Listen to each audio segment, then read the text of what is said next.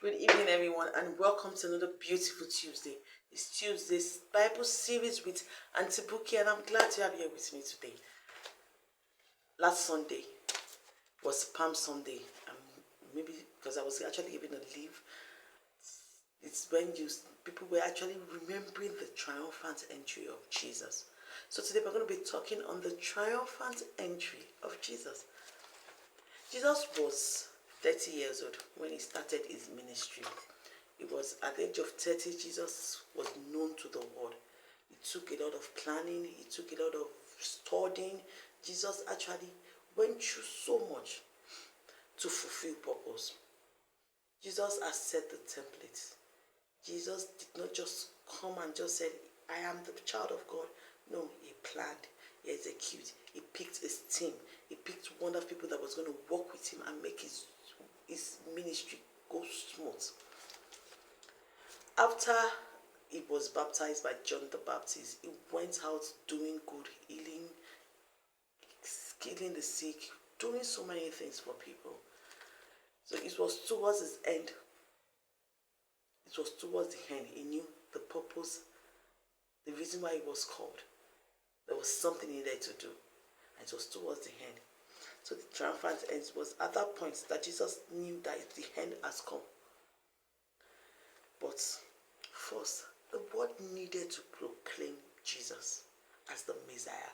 So the triumphant entry was to proclaim Jesus and to show the world the Messiahship and the kingship of Jesus. And the world needed to proclaim it. It was important.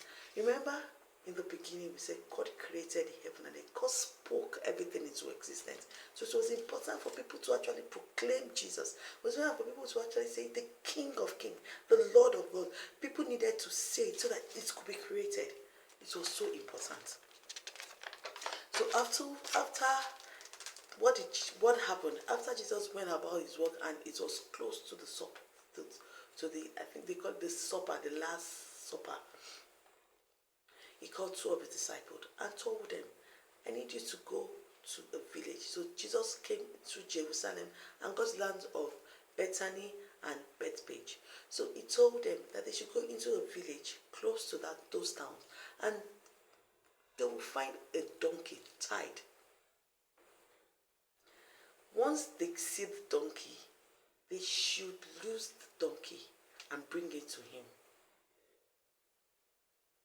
Notice something. He sent them to go and take somebody else's donkey and bring it to him. And the disciples, he actually told them, said, if anyone asks you, what do you want to do with that donkey? Tell them the Messiah, that the Lord needs it. He said he should tell them that what the Lord needs it. And they went ahead, not second guessing. Not saying, what if we get there and the owner will come beat us? You know, this something like, I don't want somebody to eat my head, I don't want this and that. But no, they didn't do that. They knew who Jesus was, and they understand and they believed him, and they went ahead.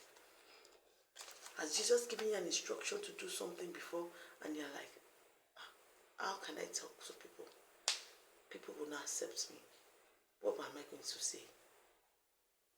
If I gave you the instruction, has actually touched the heart of those he needed you to talk to. The man that owns the donkey knew somebody that donkey was. He bought that donkey not for himself. He bought it for God. He bought it for Jesus. He knew that someone is going to come for that donkey. And already he knew, there was something he was told. If you want to be sure who owns this donkey that you bought, this is the phrase the person is going to say. And Jesus told his disciples, and they flied by instruction. They didn't second guess, they went. And they got there exactly where Jesus told them they would see the donkey. They saw the donkey, they took the donkey. The other donkey was like, who are you people? And they said, what do you want to use it for? Said, the Lord needs it. And he let go of that donkey. He didn't hold on to it. There are times God gives you blessing, not for yourself. That time God gives you things and it's not for you to use, it's for somebody else. Are you willing to let go like that man? Because when you let go, imagine someone buying donkey for Jesus. Do you know the blessing that comes with that? He bought donkey for Jesus. When he got the donkey, he brought it to Jesus.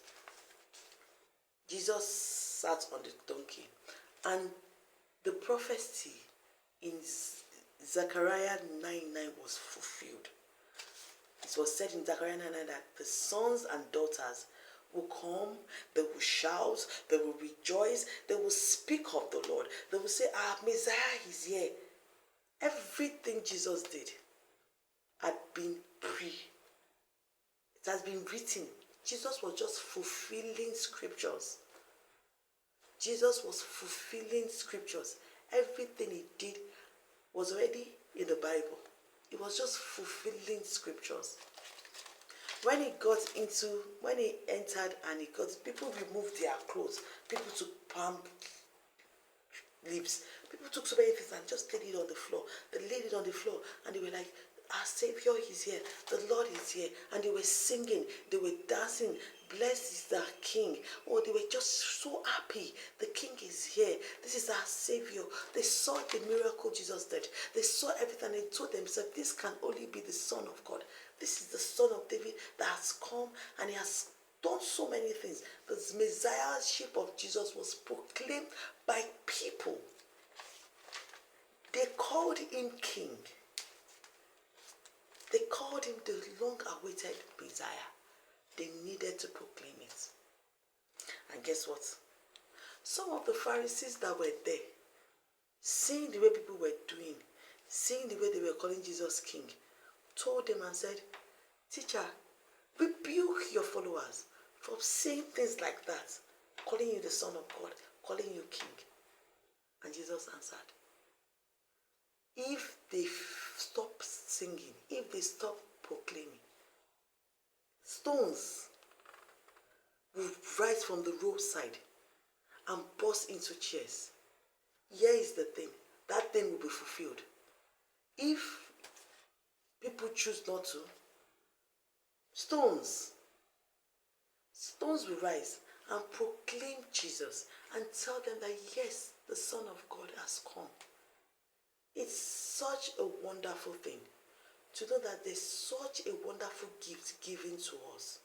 And like the Pharisees, we have so many people that will want to downplay your testimony, that will want to tell you, don't do what you are doing.